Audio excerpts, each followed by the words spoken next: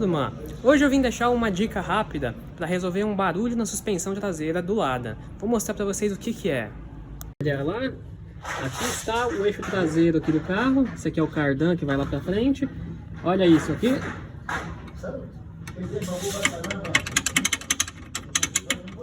Tá vendo isso aqui? Essa varinha aqui vai conectada aqui num braço que controla aquela, como é que chama? Aquela cápsula de regulagem da pressão do freio. Quando o carro está com mais peso e a carroceria desce em cima do chassi, essa válvula empurra esse bracinho aqui para cima. E aí então aquela vareta aumenta o fluxo de óleo pelas linhas de freio. E assim as rodas traseiras vão frear com mais força quando você pisa no pedal. Então vamos trocar, vamos colocar umas buchas aqui, porque as buchas estão estouradas, não tem bucha nenhuma aqui. Olha as buchas aqui. Aqui, 4. 2 em cada ponta da vareta. E essa aqui é da parte de cima, onde a vareta vai presa na carroceria do carro para fazer uma curva. Então, vou trocar isso aqui rapidinho. Muito bem, pessoal. Aqui estão as peças. Eu vou mostrar para vocês aqui como é que tem que ficar as buchas aqui encaixadas nos pinos antes da gente, na hora da gente montar lá, para ficar tudo certinho. Olha lá, vai ficar desse jeito aqui, o tubinho aqui dentro e as buchas assim. Só que a gente não pode colocar assim lá, porque senão não vai encaixar.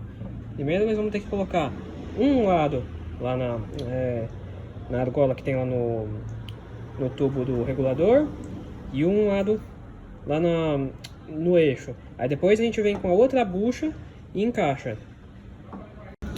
Olha lá, uma já está encaixada. Agora só preciso pegar um alicate e apertar aqui uma contra a outra para elas poderem ficarem um pouco mais justas e eu conseguir encaixar esse garfinho aqui, tá joia?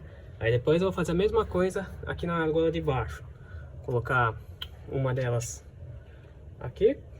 Aí depois eu venho e encaixo a outra por aqui. Tá joia? Para fazer com uma mão só é difícil. Então quando estiver pronto eu já mostro para vocês. Olha lá, está pronto. Agora não tem mais aquela folga que tinha tanto aqui em cima quanto aqui embaixo. Tá firme, um barulho a menos. Aí já aproveitei e troquei essa outra buchinha aqui também do kit. Então, ok, um barulho a menos no Lada.